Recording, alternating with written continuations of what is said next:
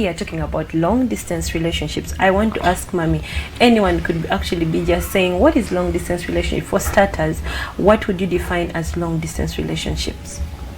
Well, thank you so much. Welcome to the show, Two Are Better Than One. Long distance relationship, in my own understanding, it's two people that are in a relationship, like romantic relationship, but geographically they're in different areas. Okay. They're not in the same area. We can say maybe someone is in South Africa and someone is in Uganda, or someone can be in Mbarara. To some people it's a long distance, and one is in Kampala. So you are not in the same place, you are not in the same town, but you are in a relationship. So that is a long distance relationship. Does it have to be only to those who are married, or people even who are dating allowed to be in long distance? No, basically it's not all about people who are married. And even people who are in a courtship, and maybe one decides to go and study, but they are in a relationship, and they can continue with their relationship as one is not in the same area where you are. At that particular point, I want to ask you, do you believe in online dating? Because most of the long distance relationships have been caused because of online dating. People find each other. We have so many sites nowadays. We have very many exciting sites. Actually, they're always advertising. You go on Facebook, you go on Twitter, you go on Instagram. There's always an online something site. Dating, online dating.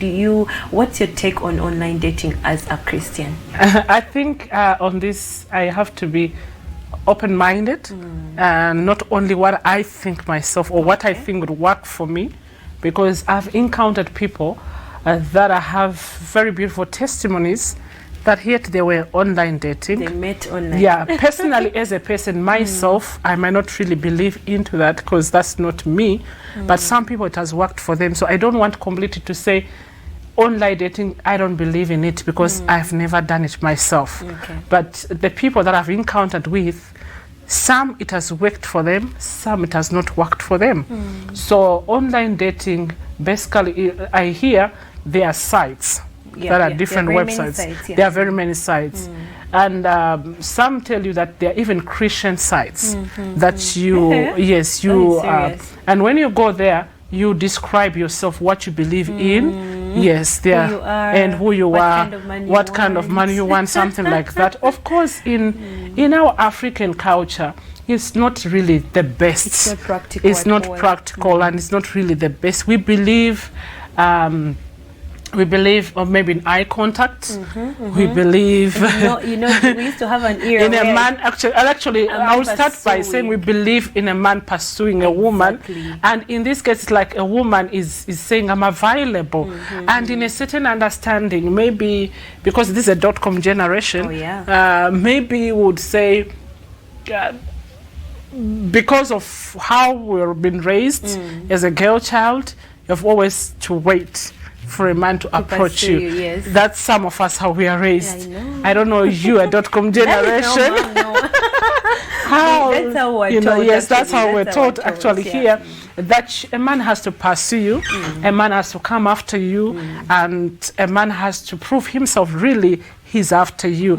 And when you put yourself there, it's like you're too desperate, and it's like I failed to get somebody, and to me, actually, it's not really the case, but there is a way we have been raised, which I don't want to despise our own African culture, because there's a way it gives you dignity as a woman.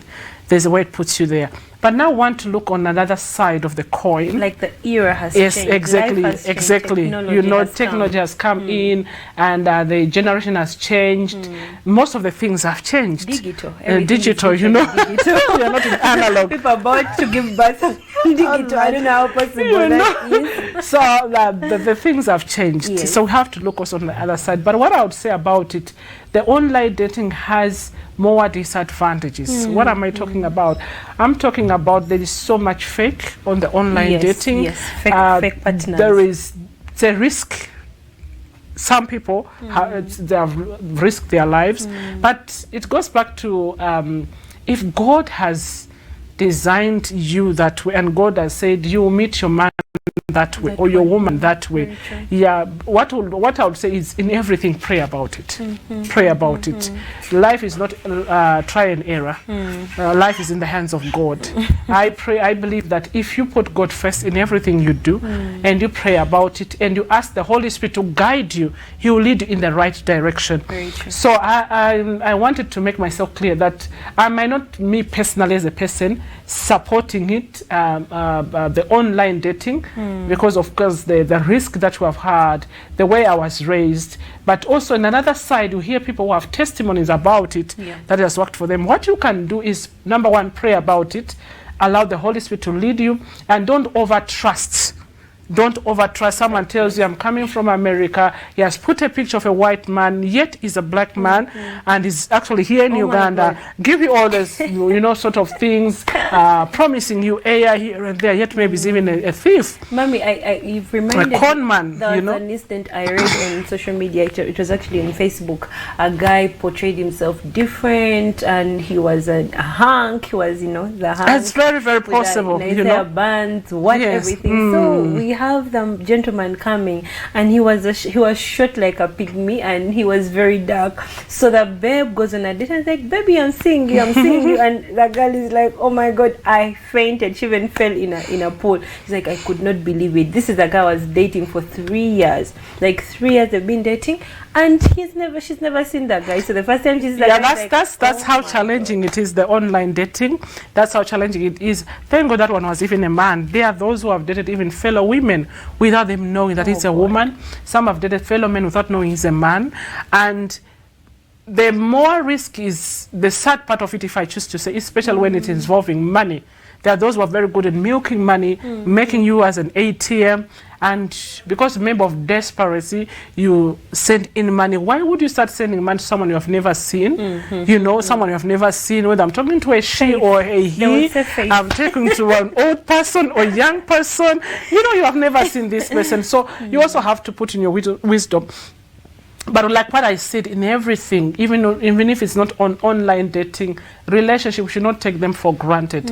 If we can pray and believe God for other things in life, why don't we also pray for a life partner and believe God for it, and allow the Holy Spirit to lead you and to guide you before anything. And also, after meeting with this person online, without knowing much about him, you already be in bed with him. These are the challenges we're facing today. Yet the man is married, he has a family, and all that. And online, he portrays himself as single young man and all those things, yet he has a family and all that. Some men, because they already have their careers. They are sick, their careers, they're looking who to spread. And some people have that money in their devil's agents. They can use these sites just to date you and make sure they spread it around. So try to be careful as a person. That's why it's not good to have sex before marriage. Try to keep yourself and be sure of what you are going with. Pray about it. Allow the Lord to lead you. Some of the things that look to be too good and too good to be true, and not everything glitters is gold. So always have that in mind. Give a room of disappointment, if I choose to say. Don't just put everything as like, oh my goodness, what I'm seeing is exactly what I'm going to see. It might be totally different. It might be a shock for you, and you really get disappointed. So online dating might be good, might be bad, but number one thing and the key, pray about everything in any relationship, whether physical or what. Pray about it. Thank you so much, Mommy. Before we actually go for a break, I'm going to ask, how do you then build trust in a long-distance relationship? Because I'm imagining, okay, we have people that have dated online, or probably they met each other before. Yes, and one traveled. And then they traveled. But then we've had, I think most of the cases of heartbreaks we've had lately in this era have been because of, most of them, it's been long-distance. So sometimes you are not together, you don't know each other, and then you discover something about each other, and it really strikes you so hard. So how should someone build trust in long distance relationships? I will go back to what I've said, that everything here in life start with God. Pray about it, because even the person who is next to you in the same country can still cheat you, can still disappoint you. But every relationship is built on trust. But how do you build trust? First of all, pray about it. Pray about the relationship that you're entering and seek the face of God. Hear what God says. And of course, also as a human being, as a person, there are certain indicators that you look at. When you call him or you call her, is she or he comfortable to talk to you? Those are certain things mommy. We have that we talk about. Exactly. But when you give it time, and you are following, you don't just make a decision in one day. Take your time. That's where patience comes in. Take your time. As time goes on, someone who's not really straightforward, you can really see. There will be indicators. People cannot pretend forever. There are certain things, unless you are ignorant to certain things and you don't want to know about certain things. But those, like, let me talk about the married one who are already in marriage. It's important to marry someone you trust. It's important to build trust. It's important to pray about it, because lacking trust has caused a lot of problems. There's being suspicious about everything. You're not confident. I think if you married somebody and maybe because of the situation, someone goes abroad to go and work. Number one, keep communication. Keep communicating. Keep communicating. It's important. Call each other frequently. We thank God for nowadays for technology. We thank God for all these WhatsApp calls that are there, Facebook, Skype. Yes, some people can be very smart. They can be cheating you and you don't even know. But try as much as possible, because at the end of the day, it is God who keeps people's hearts. It's God who knows. But you as a person, do your part. Calling, make sure communication. You communicate, text each other, call, send messages, pray for that person. Secondly, if possible, in time, visit each other. Especially when you are married. Especially when you are married, make an effort. I know sometimes someone can travel, and after they have traveled, and because of papers, they don't have papers, they cannot travel back home. But it would be good if you travel and try to see each other and meet, because some marriages people have come to lose their marriages because of this long distance relationship, that you can marry someone but you spend 10 years without coming back. 10 years without coming back, not because of paper. Some people that choose to stay the other side, and you have left a wife here with children here. You married her and she's waiting on you, and the communication has gone down, and you're becoming too busy, you are nowhere, and all that. When you marry somebody, you have to be responsible, and you have to be fair enough knowing that you married somebody. So be responsible in your marriage. Do all what it takes for your marriage to work.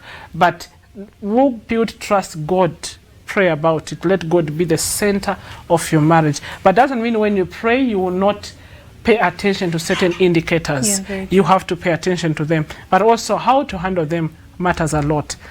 Wisdom comes in. You don't have to react in everything. What if it's a workmate? What if, but react in everything that you have heard and have seen, and social media and all that. Use wisdom. Wisdom build marriages and relationships. Thank you.